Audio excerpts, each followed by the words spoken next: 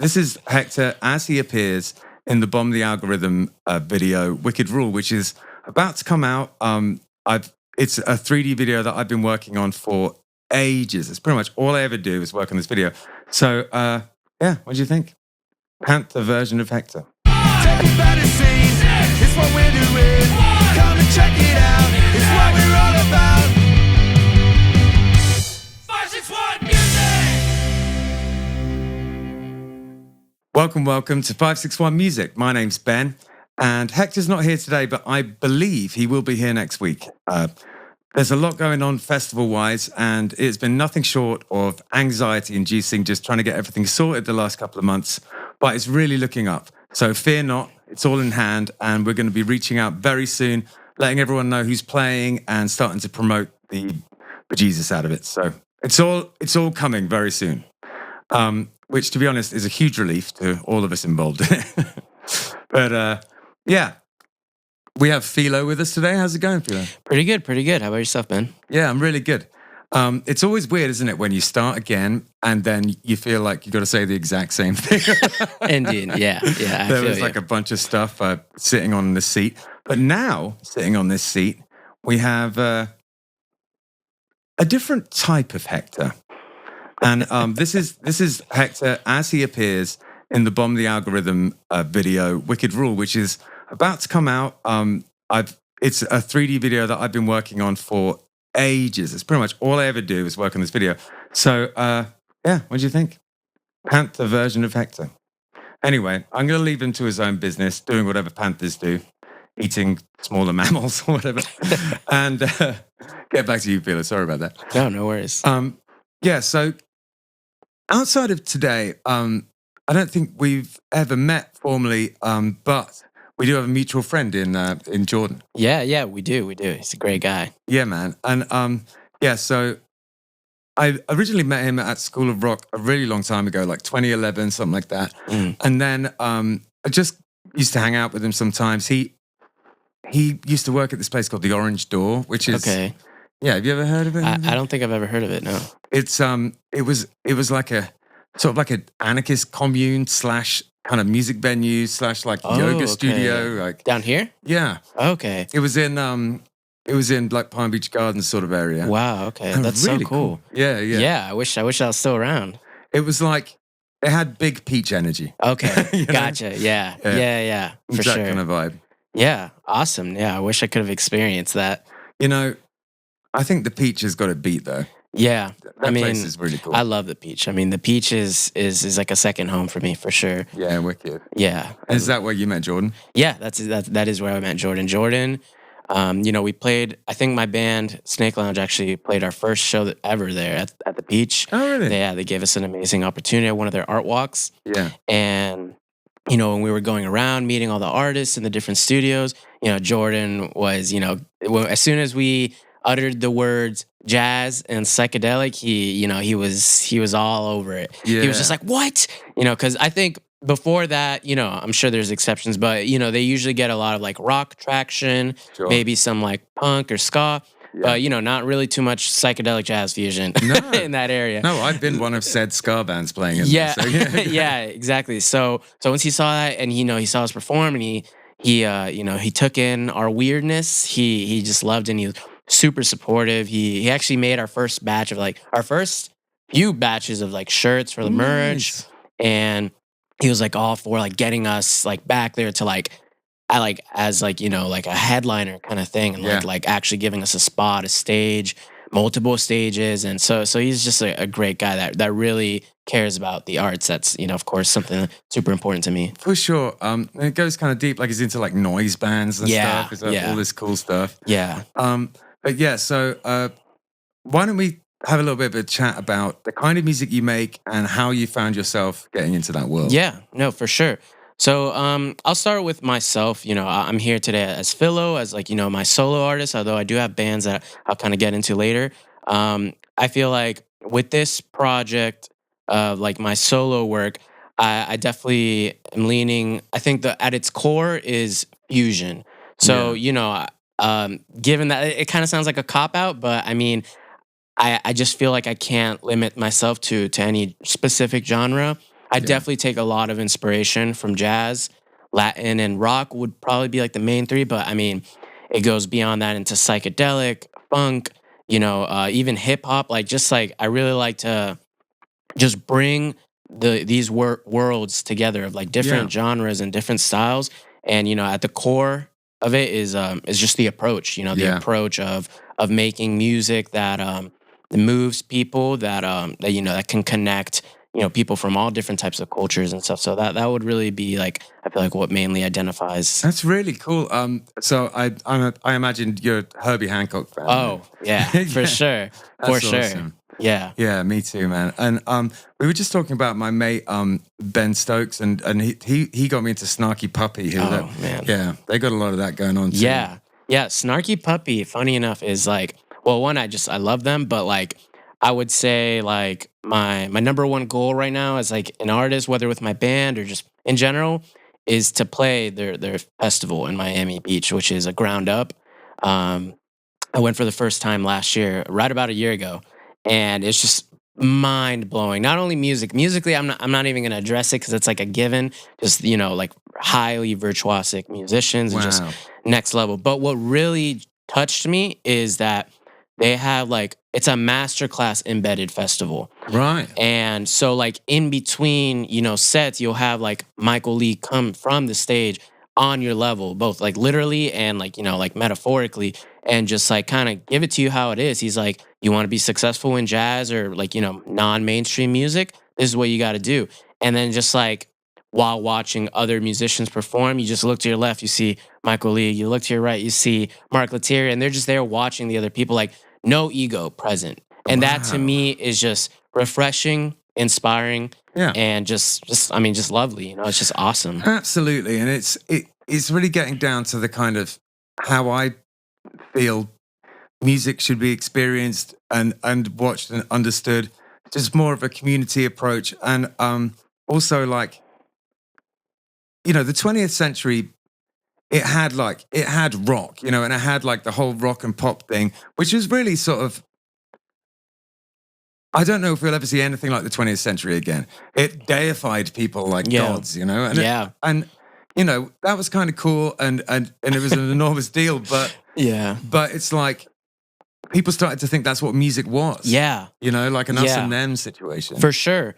Yeah, something that like I feel like I really didn't take into account until like I really started to just expand my like palette, like in terms of like what I listened to was how much, your average listener really listens to an artist versus like listening to music. Yeah. And as a musician, it's and especially a musician that, is jazz or jazz adjacent, it's super easy to go down that rabbit hole of like, oh, jazz, and just like, a certain pretentious take, but like kind of really taking a step back from that.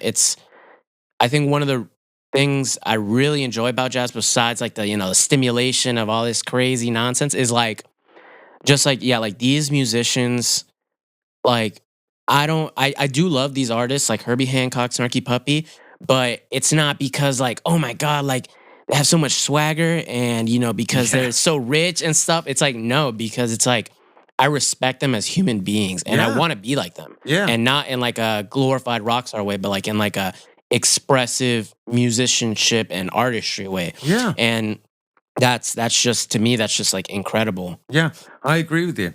And it's just as a musician, that's what we look for in other musicians is people who are taking it to that next level that we aspire to, not only in how they play and the things they write, but also in how they deal with being a professional musician, how they live their lives. Yeah. It's all really, really interesting. And that's, that's basically my take on it these days as well. It's how I appreciate music. I can still get into some like Led Zeppelin and stuff like Of that. course, yeah. But it's not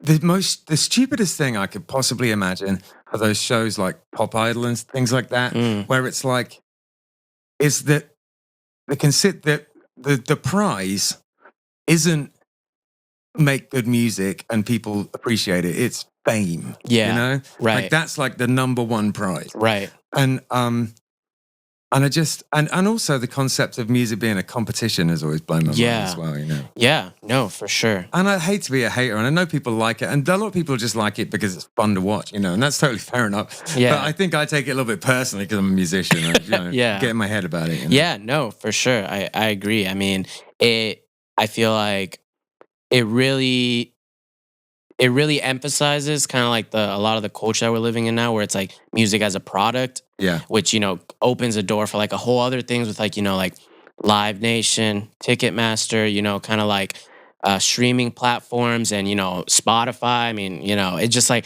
how now all of a sudden, like, yeah, it's like fun. It's like, oh, like pop, whatever.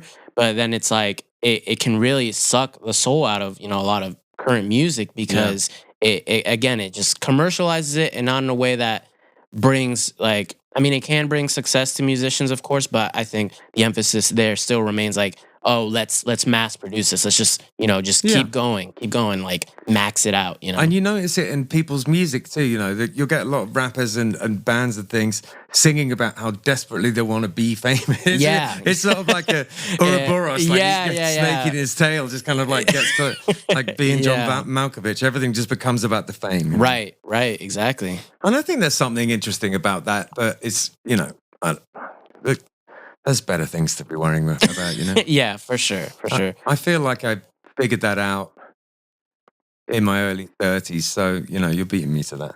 Thank you. I try. I mean, definitely just seeing. I think it's also just a lot more magnified right now. It's like I feel like you said earlier, like kind of like the 20th century was like that was like the truth. That was just like there, and like you weren't even thinking about these things. It was just like, oh, like yeah, these guys are awesome, and it's like now it's like so saturated that it's like you have to really turn a blind eye to not notice these kind of things. Yeah. So it's like honestly, I can't take too much credit for that. It's just there. I find there is so much music now. I feel like the way to appreciate it now, the way to be involved in music, is through this kind of how you were talking about with these festivals where everyone chats to each other and it's almost like a workshop kind of like masterclass thing. Because there's like, where do you, with recorded music, where do we go from here? Right. It's all there, you know? It's kind of, I feel like, so at this point, it's just the doing of it, and it's the meeting of people and, just trying to make the best music you can, but not completely obsessing over how many streams you get. Right. No, that brings up a good point of like, at least in my personal experience, I graduated from FAU in May. Yeah. With a degree in commercial music composition. And, as a lot of, early career musicians, I was like, okay, what do I do now? Right. And, when I was graduating, I was really set on just like leaving Florida, like moving, like, if I'm being honest, like I was really close to going to like Japan. I have like a deep fascination with Japan. I've been there twice. I played there. It's cool. It's so awesome, and it's just I really resonate with like a lot of the music and art culture. But anyway, I was just really looking to like get out and find something. And the thing that really tied me down. I mean, I still want to leave eventually, but like at least for this era of my life, is that like the community I've built with my band and in playing shows, like stuff like the Peach, where it's like it's not, there's not too much of it, but when it's there, it's there and it's real. People like Jordan, people like all these booking people who have gone beyond just like the like, oh, what do you play? Okay, yeah, come here. It's like who have just like really like kept up with us, and the people who come to the shows. And my band will sometimes do like drum circles where it's just like it's just there's no catch. You just come and play drums. I think there's a surprising amount of music community here, to the point where I know a gazillion bands and things, and we had yet to meet. So it's like there's just a huge amount of people making music around it, and it's like it's just a little bit under the surface. It's hard to realize that right away, but it's there. Yeah, it's all here. Definitely. I think it's a little because you live in like South County, and there's definitely different sort of tribes of people. You know what I mean? It's like, but the and I mean, at this point, doing this podcast, though, I get to meet loads of people, which is really cool. Yeah. That's my favorite thing about doing this is just, all you guys come to me, Yeah. Yeah, for sure. It's really rad. Yeah. No, yeah. That's something I definitely like, I almost took for granted, because I was like focused on, just like starting starting over, I guess, or just like kind of like, okay, I have the skill set, I have whatever, let me take it somewhere. And it's like, okay, you know what, like first, let me see what I can like really do down Yeah. here first. And also, I think being in school when I was like, like really busy and like being in Boca, where it's like kind of like, Middle Earth in Yeah. terms of like it's not too here nor there. I really took for granted just how close I was and am to one of the biggest music hubs in the world, which is of course Miami. Yeah. And that's something, like if I was, no offense to anyone here, but if I was born in Idaho or something and I wanted to be a successful musician, it's like, yeah, I might have to move Yeah. somewhere because it's like, it's like there's no real hub. You might have like little pockets of like, yeah, some like, like rock thing or something, but it's like I have a global like sizzling scene at For sure. right Especially down there. for the kind of thing you do. Yeah. Like if you are like, into like rock and things like that, it's not necessarily that great, Miami, but like the jazz and like Latin music and Yeah. all that kind of thing is just like overflowing down Yeah, there, you know? yeah, exactly. And again, because I was in school, like I wasn't really taking advantage. I'd go every once in a while to check out a show or something, but it's kind of tough to go to Miami in the middle of the week when I have to get up for like another like 7 a.m. class. So it's just Yeah. like it wasn't until like I kind of graduated and had a little bit of free time that I really started. Let me check it out. Let me make the trek down there. And then I was like, wow, like Yeah. and then it clicked. I was like, yeah, no wonder. It totally makes sense. It's like a Nashville or like an LA or a New Yeah. York. It's literally one of the hubs. Would you move there? To Miami? I mean, I currently work in Miami. Right. Like I commute and more so in Miami Gardens. It's not too bad from Boca. Yeah, it's like an hour, but like Because if you from here, it's like, it's getting kind of a long way. Yeah. But from where you're at, it's like Yeah. really not that bad. Yeah, honestly, like it really depends. If I were to like, if like my gigs are like every single day, like Miami, it's like at that point, it's like, yeah, I might go there and just, start taking like the Bright Line and the Metro everywhere. But I think where I'm at now in Boca is good because I mean, West Palm and, just the Palm Beach area is also like, a hub that I've like kind of recently been really getting like, Yeah. see, like stuff like the kind of like that, like near the Kravis Center and stuff. Yeah. It's like I don't really come up here that much. So seeing like, oh, this person's playing here, there's these shows here and stuff. So it's like being in Boca is kind of like, I'm not too far from Fort Lauderdale, Yeah. Hollywood, Mm-hmm. Miami, and then of course up north. If I even if I want to go to Stewart, it's like I'm relatively closer. Totally. I actually think it's if I was you, I'd stay put as well. Yeah, Yeah, yeah. honestly.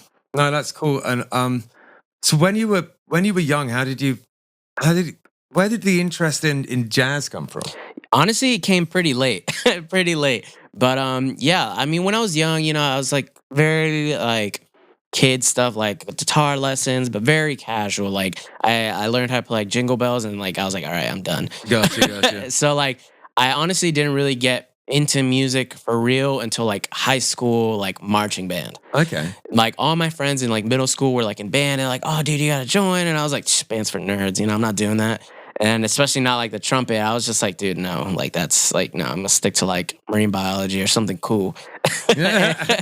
And then like, I got to high school, I was getting to that age where I was like, everyone's like kind of finding their thing and stuff. And I was like, you know what, like fine, I'll try it. And I tried it and I just picked up trumpet and like the way the school was kind of operating, like because I got into it like pretty late and all these other kids already knew how to play their instruments.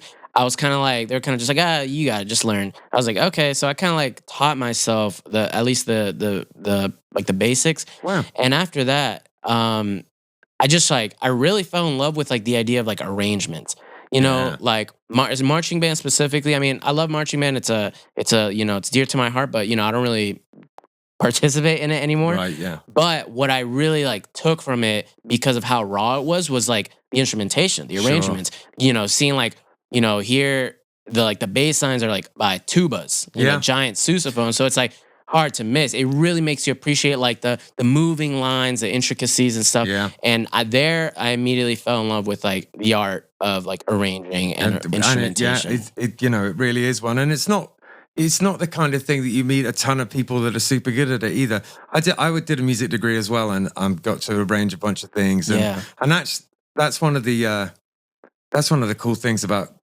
going and studying music like that Yeah. for like a B-Mus or whatever. Is you get to do. There's a lot of people who can play well, and so Yeah. you get to do things like Right. arrange pieces and stuff. And I just remember I tried the most crazy stuff. You could just to see what it sounded like, and I really learned a ton. I think like what you're saying about marching band is so many people who I know who were in marching band. They're some of the best musicians I know because you just get drilled. You Yeah, just get literally. really good, and it's sort of like being in a choir for singers. It's, you understand how it all fits together. Right, The stack right. of it all. Like, It's very big picture, you know. And after that, I got into like a little bit of marching band arrangement, but because of like where I was with music theory, which was like 0, I was just like, okay, let me start smaller. I started with like kind of like brass quartets, brass quintets, as you saw in like one of the beginning of the video. It's still something I kind that's of really weird. You special. pointed at my phone and it went bloop. Oh yeah, I did not. That's crazy. It's the magic finger. But yeah, I started kind of messing around with that and kind of just like exploring. Okay, how can I make 4 horns or 4 instruments say something, without being repetitive, without like having the same just like quarter note, quarter note, quarter note. Just like really get creative with it. And I just started with like Star Wars arrangements, anime soundtrack, just like whatever I was listening to. I just really kind of got into that and just like started making these arrangements of it. And try not to double the thirds. Too yeah, much, and things like that, and the exactly. fifth. And then No parallel fifths. right, yeah. Oh my gosh, don't get me started on those. And because of that, I really started to appreciate soundtracks and stuff more. And so this is where I get the answer to your question. I started off with soundtracks. I really got into like kind of like anime and Japanese kind of soundtracks. Like that whole like kind of 80s and 70s kind of like Sega Nintendo wave and stuff. And of course, because of that, just like opened my world. I kind of started going to like power metal. And then kind of start curving around to like progressive, like rock, and then jazz fusion. There you go. That's kind of how I started. And then like from there, I was like, I feel like that's kind of where I landed. I still listen to all that other stuff, but that's where I was like, this is what I was kind of like searching for. I think this is like the max stimulation, in terms of like, just a beauty of like arrangement, individual like improvisation and like soloist approach, and just bangers, just really colorful tracks. So, Absolutely. I think it's actually a type of music that I should listen to more of. I mean, I've listened to a lot of fusion over the years and jazz adjacent stuff, but not for like a minute, like not for like this year, like the past couple of years, I just have found myself listening to some other stuff. So it's actually inspired me a little bit to go hunt through a lot of this old stuff. Yeah. Yeah, I mean, there's so much out there too, and so much great stuff. Yeah, no, for sure. Are there any artists that you could turn me and anyone who's here onto that you think? Yeah, for sure. I mean, kind of like on that, anyone from that Snarky Puppy school is great. That festival I mentioned, Ground Up, also is a record label. That's Snarky Puppy's record label, and all those artists are amazing. One that I particularly find myself going back to is the Funky Knuckles. Yeah. Have you heard of them? I have not. They're like very Snarky Puppy adjacent, but a little more. I think they kind of like, they're like early Snarky Puppy, and they just kind of kept going with that wave. Oh, okay, so cool. because Snarky Puppy kind of like evolved their sound and changed. Now they're like on a cinematic orchestra kind of vibe. But this group kind of just stays with like the heady, fusion stuff. So it's like really like impressive stuff. For more of like a kind of roots feel, I have to mention Corey Henry. Yeah. Amazing gospel artist. But of course, what he did is takes, his gospel background and transforms it into like world and fusion music. Oh man, I don't even know. Kind of, this is a given. I know you know these guys, but just for the listeners, I'm a huge fan of Steely Dan, of course. Yeah. Steely Dan, a lot of people are like, oh, yacht rock and stuff, but I personally consider them jazz rock. Yeah. I think 100%. I mean, they have different phases, but Asia, any of that is it's literally just like rock, jazz, like I feel like through the lens of rock. Yeah. And so They took I the love all that recording stuff. so seriously, didn't they? All the players are just amazing. Yeah, It's just yeah, insane. man. Yeah. Yeah. No, for sure. No, that stuff is that stuff just sounds incredible. Oh man, yeah. Yeah, They're definitely one of my biggest inspirations for one of my first tracks that I released. It's called Working Backwards. And that one, if you listen to it, you're literally gonna be like, "Oh, this guy loves Steely Dan." Yeah. Like it's really just a combination of kind of like my own a little more like jazzy approach to some of it, but just like that kind of purdy shuffle groove, and just like with like horn and vocal like kind of call and response thing. It's just I really had a lot of fun making that one. That's really awesome. Tell me a little bit about how long your band Snake Lounge has been together and what's going on with that. Yeah. So Snake Lounge formed, I believe, in 2023. Okay. 2023. So we're You've been still at it a pretty couple young. years then. Yeah. Like October 2023, and it came after me and the guitar player Bryce. We went on a study abroad trip to Japan. Oh, right. And before that, we'd always kind of like shoot the shit of like, oh, like let's, what if we like started a band? But at that time, actually, funny enough, I wasn't playing bass. I hadn't ever touched a bass before. I touched a bass for the first time like around spring of 2023. I was always playing trumpet, and my buddy Bryce, he had a bass. Of course, he's a guitar player, so all guitar players must have a bass. Yeah. But he wasn't using It's it. an excuse to get another guitar. Right. And he wasn't using it that much. He's like, oh, you could take it for the summer. And I was like, awesome. So I was just like kind of like jamming and practicing. I've always loved the idea of playing like guitar or something like that, but I was like, that's too many strings, man. Yeah. I can't do that. So I was like, bass, it's like perfect. And then when we got back from Japan, we were just feeling so inspired by Did you listen to some music when you were out there? Oh yeah, for sure. I mean, like I said, Japanese jazz fusion and stuff is Sure. like top of the line, but they just everywhere we went, they were just playing like great music. Like it was not like good music is seems to be kind of like I guess like a staple or like Yeah. kind of like a requirement for any cafe you go into. And not even Japanese music, just they would be playing like Steely Dan, they'd be playing Herbie Hancock, but like just anywhere you went, they were playing that. So it was just like constant influx on the trains Yeah. of this like great music. So You're I right, came man. back. You're right.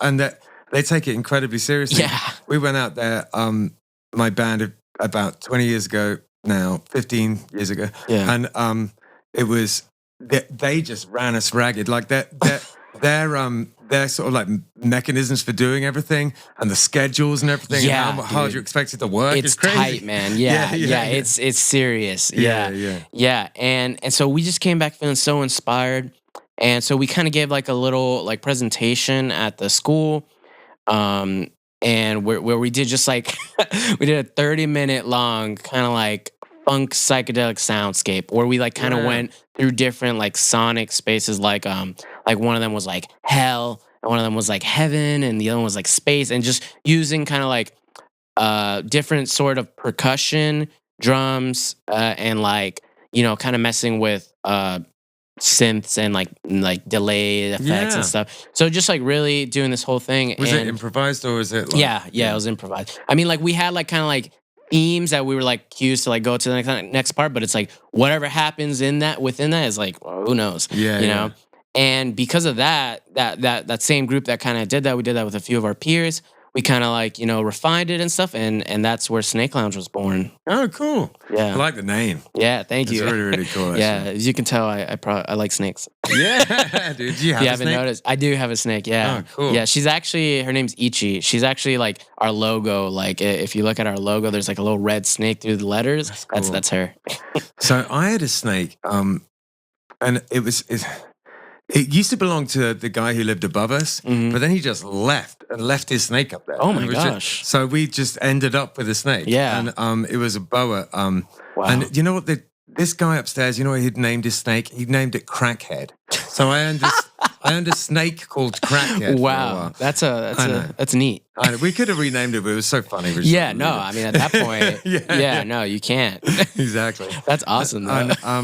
And I once woke up with it around my neck. So you got to remember not to fall What? asleep with that. Did it really? Yeah, but it wasn't that bad. It probably could have choked me out, but like I would have woken up first and been Yeah. able to get it off. Right. Yeah. No, my snake she's just a corn snake, so Yeah. the worst, she might get a little cranky sometimes, but like she doesn't really bite. She can't really strangle me if she wanted to. So Yeah. I I'm think good. they're sweet. I think snakes are lovely. Yeah. Yeah, No, for they're sure. surprisingly affectionate. Like, they're a little cold and reptilian, but but they're more affectionate than you think. Yeah, I think that's part of the reason why I got her and like this tattoo too. It's like kind of a reminder of like, not to judge books by the cover kind of thing. Like I would say she's like a sweetheart. She's so curious about like anything, like, she's always just like, oh, what's that?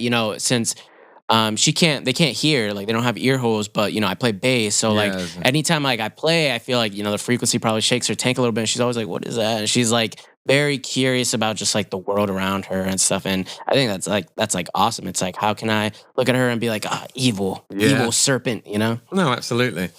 He was a sweet. I had a party trick where I'd put the end of his tail through the hole in my ear. And then one time he just went really far and then made his tail big. And I was like, oh! Oh my gosh. It was so sore. Party trick over. Yeah, exactly. I stopped doing it after that. That's yeah. So when it comes to like promoting your music and getting stuff out there and I'm just curious, do you have, like, because we were sort of talking about the opposite of this, but everyone needs to deal with this side of music. So do you have any kind of like social media presence? And if you do, how do you approach it and how important do you think it is? Yeah. That's actually something I've been experimenting with a lot lately. I mean, I have like about 1,000 followers, so nothing crazy. A lot of that is like, just people I met through the years. But I'm very comfortable, I think, where I'm at with like how I promote my music. I feel like at the very least, every time I do it, I'm like learning practical information. Right. So, obviously I'm not like, 24K followers, but like, I think every time I do it, I gauge what type of content works. That like, kind of like the whole thing of like the first like 3 seconds is when a person decides if they're going to watch your video or not, and kind of stuff like that. And, finding a mix of like, making content that is meaningful to me. Yeah. The song that we were talking about earlier that has the brass quintet and stuff, that's part of an EP called Sonidos Mestizos, which was my like final thesis at the university. And what I did for that EP was like really try to package it as like, okay, it's not really an album yet, but it's, it is a themed project more than like a single, more than any. I've only released 2 singles before that, like at least as a solo artist. And so I was like, okay, let me take this opportunity to kind of like package this up, make it like nice and sweet, and see like how like what the target audience would be. And yeah, I feel like the beauty of the kind of indie solo marketing stuff has worked wonders, and it's made me a great video editor. Yeah. It's made me a great promoter. It's made me a great networker. Yeah. It's made me a great Canva digital artist. Yeah. Just like what? That is a wonderfully what's the word? Sort of glass half full way of looking at it. like Because optimistic. That's it. There's 2 ways of looking at it, and I much prefer your way. It's like one is, you have to do everything yourself these days, and the other way of looking at it is I learned to do all these amazing things. No, seriously. And it's true, actually. I wouldn't know how to do hardly anything if it wasn't for music. Yeah. You just kind of have to know, Yeah. And the cool thing, of course, I had goals. I was like, I want to try to get this like just out there and stuff. But because it's like by me, run by me, like the top dog is me. It's like, at one point, if it's like, if I get really tired, if I get overwhelmed, it's like, let me take this week off. I mean, like, there's no label like on my ass kind of being like, So it's like, I really enjoyed that because it's like, I get to practice my discipline.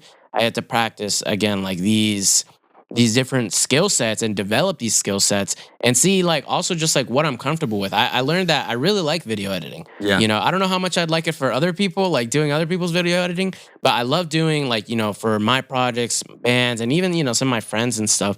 And that's something I wouldn't have discovered because I'd be like, oh, let's hire a guy for that. Yeah. So totally. I really value the skill set I've learned from that, and it makes it more personal too. I think when people find out like, oh, like who wrote this, who edited this, who made this reel, it's like it's it's all from the source, from the person who made the music. So it's like it's as raw as it can get. 100%. That's why I'm doing this. I'm working on a video for a song that we're releasing, and that's why it's like this is the full product. Right? You get the lot. Yeah. I like that idea. Yeah. No, I love that. It's really personal. Yeah. Totally, it's like Jamie Howlett and Gorillaz, like he's basically another member of the band, right? Which I think that's cool. Yeah, no, it's awesome. So we're gonna after the break, we're gonna have a bit of a chat about, you've got some cool gear like this trumpet here. We're gonna talk about that. We're gonna talk about what we will have just watched, which is it's the thing you recorded at Epic. What's that song called that we're gonna watch? Apasionado. Okay, so we're gonna check that out, and we'll talk about that afterwards. And then we'll get into what you got coming up and etc. So we're going to take a short break to listen to some music, and we'll be right back.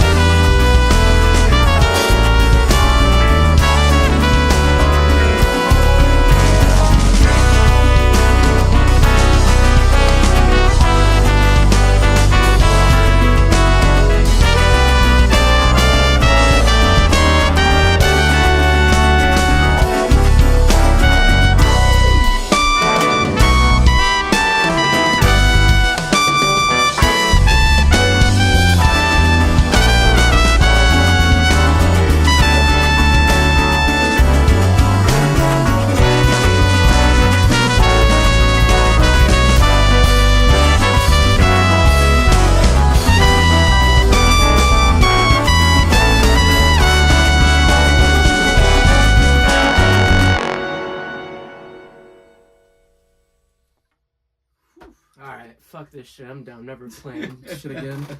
Jesus Christ. Oasis route Kava bar is in Seagrape Square on Indiantown Rd. And it is a Kava bar. If you don't know anything about Kava, it's a Polynesian root that you grind up and you mix with water. And it has been in Polynesia for potentially thousands of years. It's an old thing that they used for kind of ceremonial and also sort of leisure purposes. It's meant to be something where, that brings people together. You all take a shell of kava and chink them together and say bula and have it together like that. It's meant to be something to bring people together. It has a kind of an effect, which is, I guess, a kind of a slightly warming effect, and it just kind of makes you feel nice. It's not particularly intoxicating. It's not like drinking alcohol. So the atmosphere in a kava bar is sort of like a cross between a regular bar and a coffee house. It's pretty chill in there. You get all sorts of different types of kava bars. Some of them are more like a club, there's sort of like blacklight and EDM playing. And some of them are more like a cafe. This is one of the cafe type of ones. It's super chill in there. If you're looking for somewhere to, I don't know, maybe go and do some work on your laptop or go and have a chat with friends, it's perfect for that kind of thing. There's a foosball table in there if that's your jam, or baby foot as they call it in France. Yeah, Jim, the owner, is a really cool guy, and he has very kindly sponsored our podcast. So thank you very much for that, Jim. They also do a poker night in there. All sorts of things going on at Oasis Route. Welcome to 561 Music. We have some very exciting news. You may have noticed that the podcast is being hosted from a different place. That place is the 561 Music School and Studio. Justin Hucker has changed the name of his school from Live Music Community to 561 Music School and Studio. We have joined forces and now everything has the same name. The podcast, the festival and the school are now all under the umbrella of 561 Music. If you've been listening to the podcast for a long time, you will know that every week in this spot, we used to do an ad for Live Music Community. Now, Live Music Community has become 561 Music. We are still on North Lake Boulevard, but we have moved to 524 North Lake Boulevard, Suite A, North Palm Beach, Florida. It is east from the old location, and boy oh boy is it an upgrade. We now have a studio that is far bigger and more advanced. Bigger lesson rooms and 3 big spaces for recording bands and practicing. We now offer more opportunities for recording your band and provide more practice space to hone your skills. The heart of 561 Music School and Studio is still tuition. We train both young people and adults one-on-one and also in groups to be real bands, teaching you how to play your instrument not only by yourself but with others as well. We help you learn to write and record a song, how to brand and market your band, how to design and produce merchandise, how to get shows, how to act at shows, how to perform, how to organize tours, how to reach out to labels, the ins and outs of protecting your intellectual property, and much more.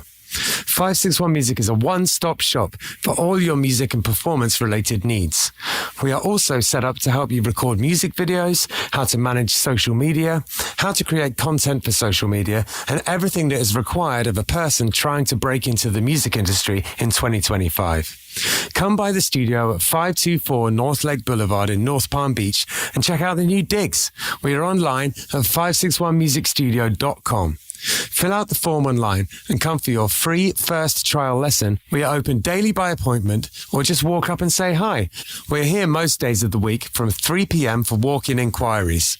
Come by. It's just so awesome, this new spot, and we're all incredibly excited to be here.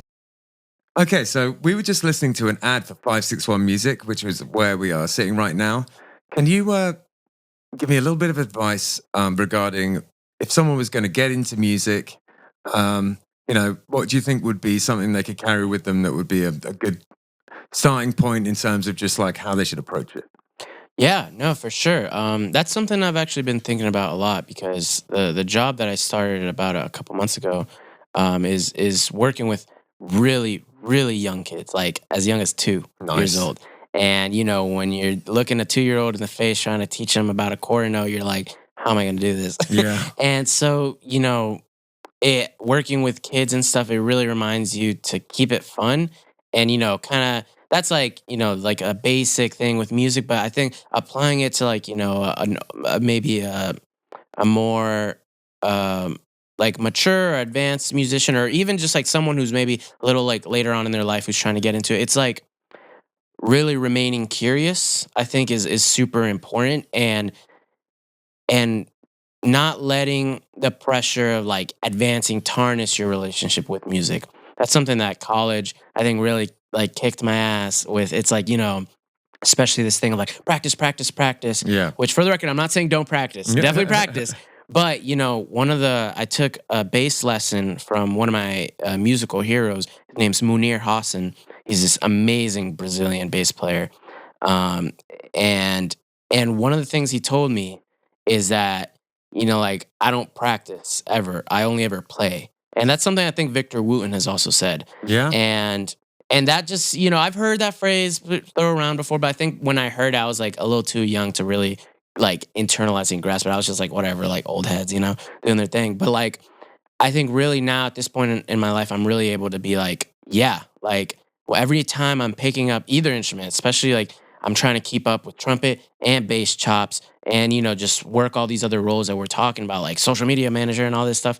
It's like, I'm just playing, like, yeah, I may have to practice a part to learn or whatever, but I'm just playing through that part. Yeah. And so I think overall that core message would just be like, just play, remain curious, and, just remember why you're interested in the first place. It's because you love it, something attracts you to it, and, really try not to let that pressure bring that down. Yeah, that's fair. And something I'll say about practice is really the big fight with people who don't is really getting them to play at all.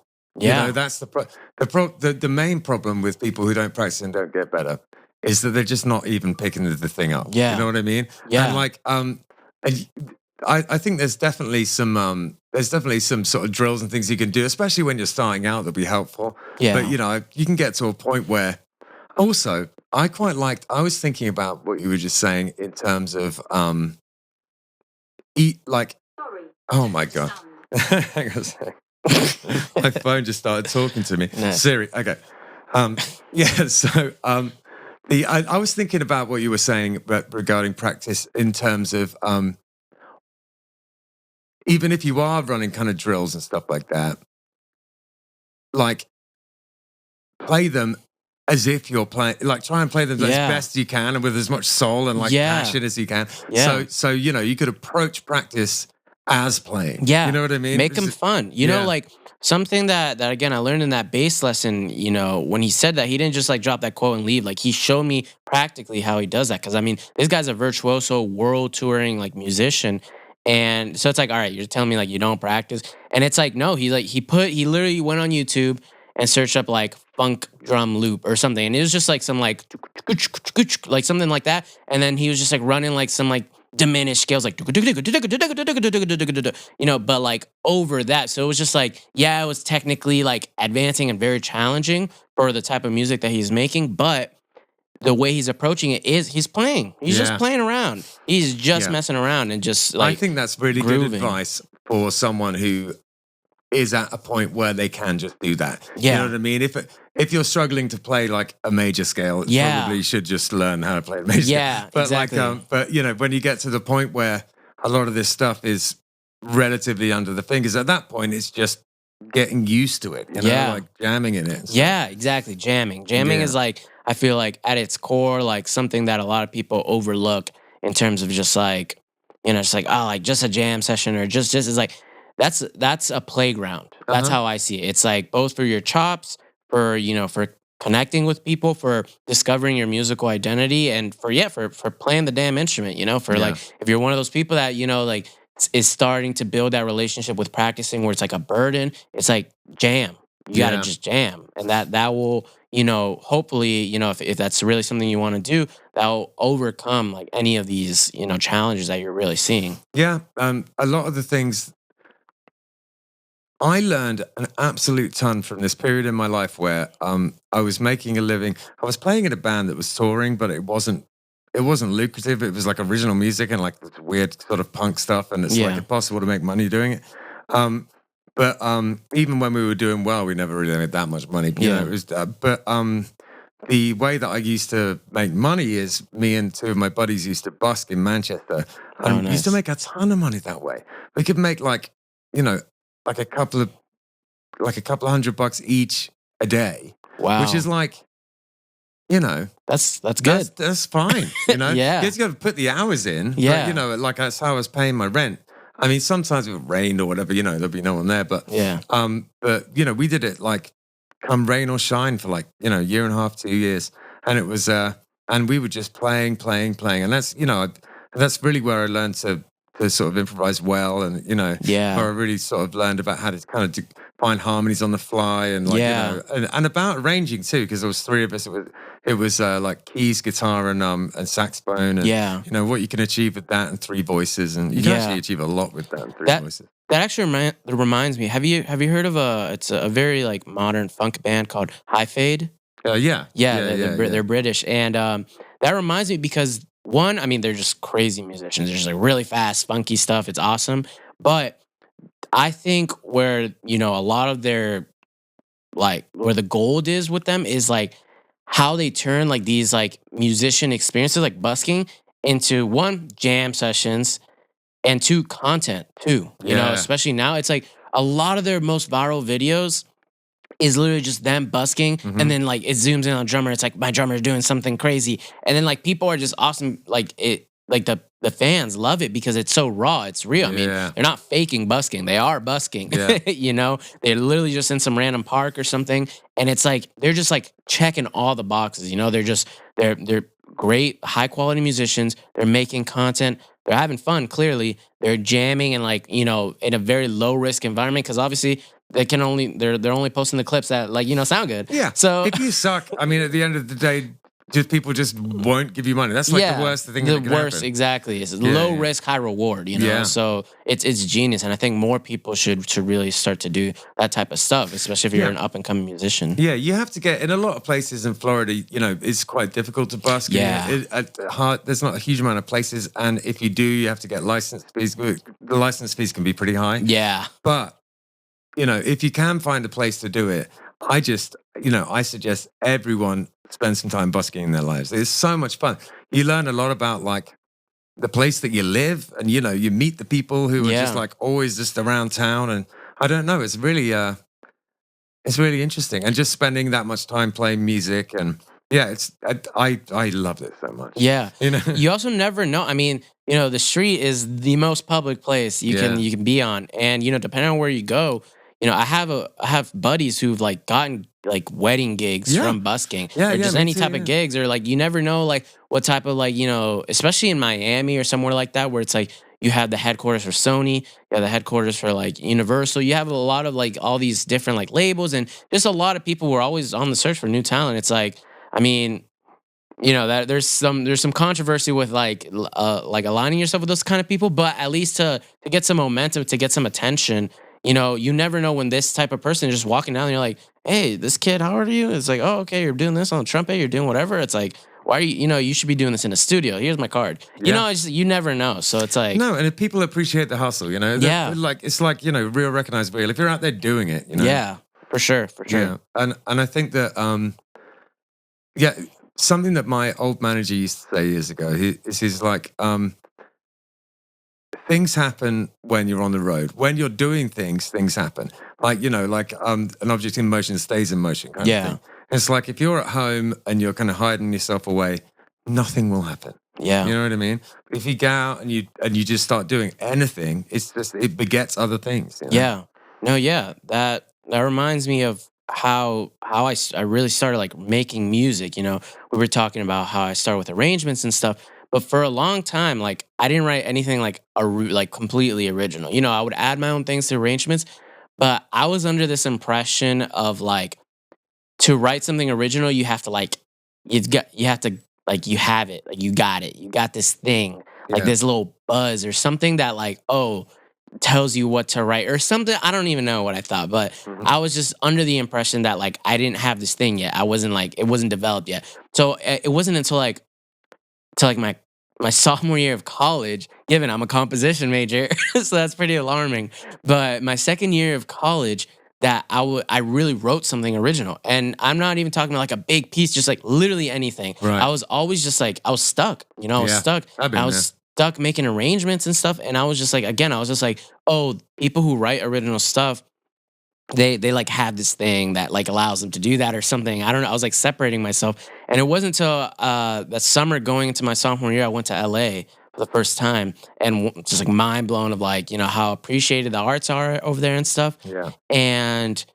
But I really realized that I was like, oh, like I just have to like actually just like do it. Yeah. And it's like, it sounds so simple and it's like so many musicians have said it, but it's like, I can't like speak. That is like, I can't. You have to just understand that in your core, right? It's not something someone can tell you. Yeah, You just have to exactly. get it. You have to get it. And it's so true. That's something kind of like what you were saying earlier of like what I would say to another like musician or up and coming musician, it'd be that. It'd just be like, whatever it is, whatever your goal, you just have to like do it. Do something. And it's like, it's not like, oh, you have to like go write that symphony right now or go write that hip hop song right now. It's like just something, like do something, like literally just ABC over a C major chord, like just something to kind of get the gears going because it's like, that's really what it is. It's just like you're trying to get the gears going. That's something I'm grateful for, like how I got there, despite it being like a little late for me, but it really made me value that skill of like kind of pushing myself to do something, start something. Hell yeah. And it's something that after that it's just like blossom. I think like because it kind of started a little later, it was all pent up and it was just like, oh boom. Yeah. And so now I'm just like writing like so much. That's fantastic. Yeah. It's it was making me think that I wanted to say as well that you got to be brave enough to like that it might be bad. Yeah. It doesn't matter, Yeah, Like definitely. it doesn't matter at all because like if it is, then that just means, well, now you've done that and the next thing will be better. You got to start, you got to start at some point. Yeah, for sure. Yeah, all right. So let's have a look at some of the things that you brought. So let's start off with this lovely trumpet. Yeah. So for sure. This is my baby. This is my baby for the last, I want to say like 2 to 3 years. So yeah, about like halfway through my degree, I kind of really transitioned to a professional horn. This brand is called Phaeton, PH, and it's very unconventional in terms of trumpets and the brass world.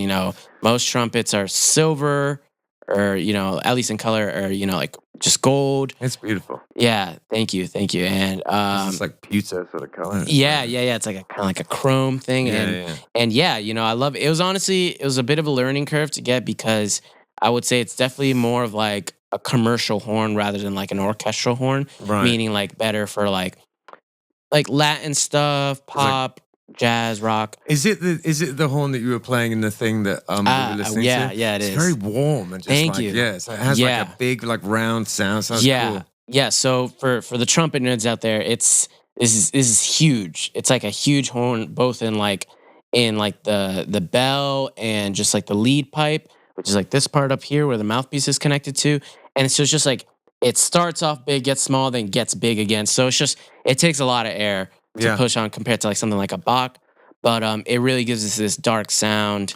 Yeah, and that's it. That's probably why. That's probably, but it just sounds fat, doesn't it? Yeah. It's yeah, great. for sure. Okay, that makes sense. I was thinking when I was listening to it, I was like, did he EQ this a lot? Or is that like how this horn sounds? Yeah, no, cool. it's a very dark horn. It's big for sure. It has a lot of bite. Yeah. That's really cool, man. Thank you. And you, so we also have a picture of the pedals that you use with your bass, and why don't you tell us a little bit about the pedals? Yeah, for sure. I'll kind of go, if I can remember, kind of like right to left. The one that I mainly use that's like has been like my my stimulation kind of pedal is the Source Audio C4 synth pedal. Man, what a beast. Cool. What a beast. I mean, it's honestly, I feel like kind of a polarizing pedal. There's a lot of haters for it. And I get it. 100%. It is like extremely, probably the most customizable pedal I've ever seen in my life. And I say that because you can actually plug it into an app and even a desktop app as well, but one on your phone. And one, like create like pure synthesis, like, with like saw waves and whatever, just create a whole patch. Or there's also like a community, kind of like Reddit kind of thing of people uploading their synth patches. And these people, it's just nerds on there, man, who are just like, this synth patch is very similar to the one Herbie Hancock used in 1974, September 13th in his Tokyo show. Like just like such specific like synth patches and stuff. Oh my God. And That's it's just good like, to know. yeah, Yeah. it's crazy. And it's I think it probably works a little better for guitar, if I'm being honest, because obviously because it's such a broad kind of pedal and anything's in there, there's you kind of have to search through the mud a little bit to find like patches that are compatible with bass. I see. All of them will work with your bass, but some of them will be like, muddy, or they just can't handle the lower octaves. Yeah, gotcha. But that's really interesting. And oh my God, it's been a while since I've just like hungered after something someone brought in. God, I might have to get it. Yeah, no, honestly, it's so cool. It's got a little bit of a learning curve, but one thing I really like about it is like, let's say like you really like the sound, but like you just don't like it has like kind of two, I would guess like kind of like empty knobs where the person who designs the synth thing can assign what those knobs do, so it can I see. change the envelope or the EQ or whatever. So let's say you're like, I like it, but I don't like this. Like you can go and tweak it as much as you like. Yeah.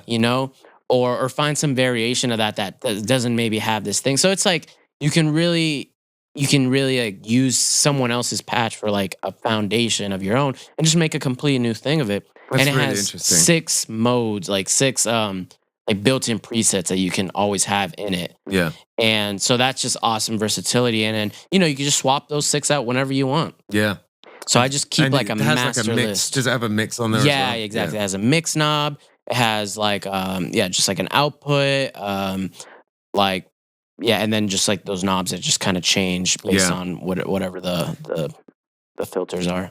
Something because I've had like various synth pedals and like electro-harmonics ones, things like that. And they're pretty cool, but there's always something about the sound where you're just like, close but no cigar. So this is this is really interesting because, if that's the case, then you can just go in there and fix it. That's exactly. Really cool. Exactly. That's really cool. And actually the bass player in my band Bomb the Algorithm, he there's a couple of songs where he does use a synth pedal, and we're having that problem where it's cool, but it's like, it's not exactly it. Right. And so, even if I do end up getting one, I might just get one for him. Yeah. Just a happy birthday, man. Yeah, exactly. Yeah.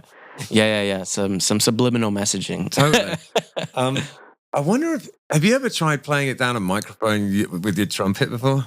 No, you know what? I haven't. I really haven't like gotten like that experimental with it. Yeah. The closest I've gotten was for one of. Are you familiar with like in the music programs like the juries? Yeah. Okay, so like for one of my juries, I did like this electronic piece on trumpet, and basically, the creator of Audacity. Yeah. The creator of Audacity he's a trumpet player, and he made this software where the only like purpose for the software is for this composition that he wrote. Oh my God. And I was just like, I just found it on the internet because I was like bored of playing like Bach and whatever. I just wanted something like weird.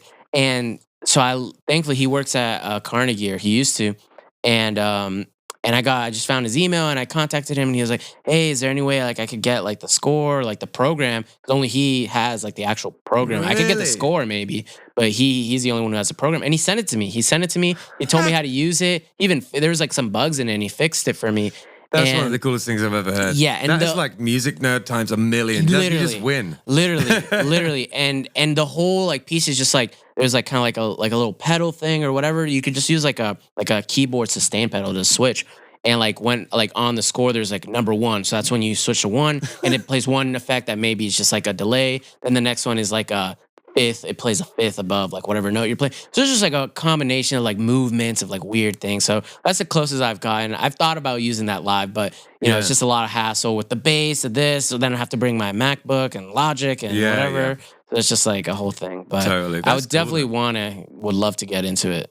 Yeah, I feel like I'm not even worried about the fact that at some point you're going to do that, because a very curious musician. So Yeah. it's super cool, man.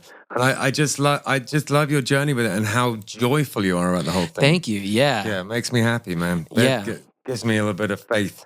You I know, appreciate lately we've that. had quite a lot of young people on here who are just like, who were really good and really enthusiastic. And it makes me very happy. Yeah. Yeah, Thank yeah. you, man. It's Appreciate just, you know, the future's going to be okay.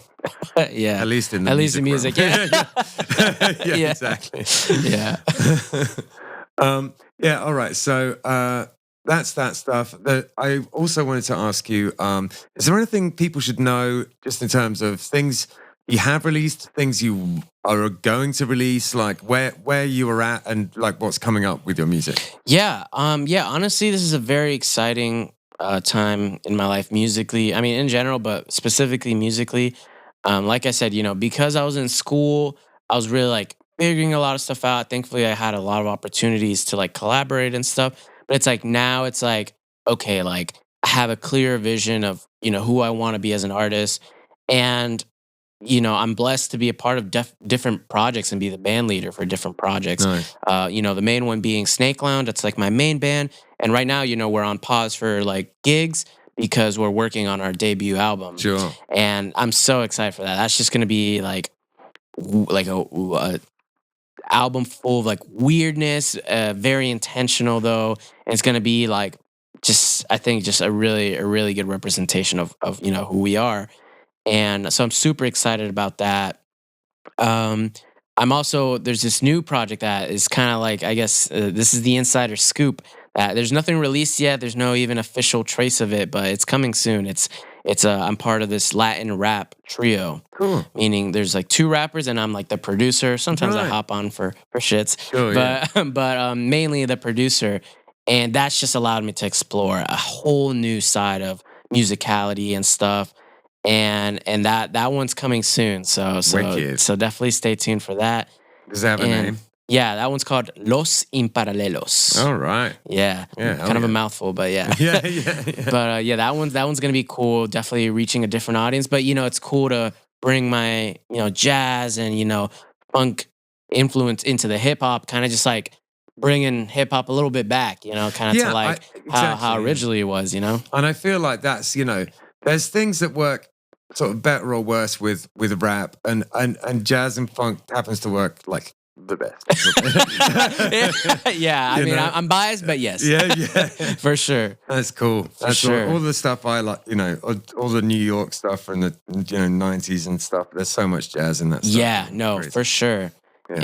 And yeah, besides that, the one group I am like kind of playing with currently is this group called Splex, which we have a gig coming up, I think next week or maybe in 2 weeks, the February 28th. And that one's a really cool project as well. That one's very, very Snarky Puppy inspired because that one has a completely alternating roster. Ah, cool. Meaning like I don't think we haven't played a single show yet with like the same exact group of people. Oh, We that's played fun. like several shows and it's just always different people and so it's really, really cool instrumentation. Right now we have like kind of a steady group of people that we kind of alternate, but that one's really fun. Yeah. We recorded our last set, so it's gonna be like kind of like a live EPs thing. Is there like a kind of an agreed upon sort of like collection of songs that everyone sort of has to know? Or is it just jams? No, I mean we like each set is like each like gig is like set by set. Like we take it like, hey, anyone want to play anything? Any originals? Like any originals Nice. from people in the group. And if not, we just do like kind of some standards or just literally whatever song we want. That's what. And yeah, of course, a lot of jamming. And last but certainly not least, probably one of the things the thing I am most excited about is my debut album. Yeah. As Fillo. That one still has some work to be done, but I'm just really excited to finally be like really working on it and solidifying the track list. Yeah. And again, kind of exploring, bringing jazz and on all these influences into. I'd like to think like with Fillo, with this kind of project, I really try to make it a teeny bit more digestible Gotcha. than something like Snake Lounge, where it's like very instrumental and like intentionally abrasive. Versus with Fillo, it definitely gets weird, and I definitely like to explore that part. But I really, really, really like to connect with the audience, and I really want to. I mean, every musician says that, but like, I really like want them and the weirdness to connect, like specifically. Like, I want you guys to be like, kind of hear this nice sounding part. A gateway drug. Yeah, exactly. Yeah. Kind of hear this nice sounding part, then gotcha, and throw them in a soundscape, then like spit them back out into the chorus. Yeah, that's awesome. Yeah. So, is there singing in it? Yeah, there will be for sure, cool. for sure. And is that you or somebody else? Me and I'm going to be featuring a lot of good, very talented musicians. Sounds really awesome. Thank you. Yeah. Yeah, so I'm trying to think if there's anything that's worth talking about in terms of what's going on around town and with Killbillies. So this weekend, it is the Lake Worth Street Painting Festival. So you should come and see Hector, James, and I are doing a big piece. Or should I say, Hector is leading the charge and James and I are his trusty helpers. And so that's what's going on. And then Friday night in Lake Worth, at Propaganda, a bunch of bands that are playing. We got Euphoria, who hasn't played in a country minute. They haven't played in forever. So if you want to see Euphoria, if you heard about Euphoria and you always wondered what they were like, Friday is which is today if you're watching this. So you should come out tonight to Propaganda and see Euphoria play. My band Bomb the Algorithm's playing. Another band I'm in, BFD is playing, and also Change is Great. So it'd be a good night. And Hector is in 3 of those bands. Oh, nice. So if anyone understands why Hector's kind of stressed out, that's one of the reasons. Yeah. What time is that, Ben? It's I think it starts at 7. It's like starts at 7 or 8. Okay, cool. I'll see if I can find it. It's fine. I'll put it on the screen. Yeah. I'll tell you afterwards. Yeah, awesome. I love Propaganda. I love that spot. Yeah, man, totally. And then on Saturday we're playing at Carson's Tavern in Stewart. And then on Sunday we're playing at the Turtle Fest, which is in Juneau. So if you want to, and Turtle Fest is like at 1 p.m. I think we're playing, 12:31 sort of time. And Carson's Tavern on Saturday night, we're playing it from 9 to midnight. So if you want to come see some music, that's what I'm doing. That stuff. Do you have anything lined up at the moment? Or are you off the hook in terms of live performances? Yeah, no. I mean, the next one is going to be, I think, the following week, February 28th, at Twisted Roots in Hollywood with my group Splex. It's going to be like weird stuff. You like synths and jazz and all that stuff. Definitely come out. It's free. That one's a late night show. It's 9 p.m. to midnight. So that's like the only like near thing I have. Okay, so, cool. Yeah. I might even try and get down to that. Oh, that's gonna be great. If you want it, you can hop up and jam too. We open up the jam a little bit. So sick. Yeah. All right, bring my snacks. Yeah. That's awesome. What? awesome. You play sax? Yeah. Oh, that's awesome. Yeah, definitely bring it. Okay, wicked. Yeah. All right. Well, it was nice to meet you. Yeah, of course. Thanks for having me, Ben. Yeah, it really was. It's nice to talk to like some fellow music nerd who, enjoys exploring all the different corners of it and everything. So it's good luck. Best of luck to you. You don't really need it. You'll be fine just because, at the very least, someone with your mindset will have a life full of music and joy. And that's at the least, So I'm not even worried about you. You'll be fine. Thank you. I appreciate that. And we'll see you next week. See you later. Peace out. See you. Take it by the scene. It's what we're doing.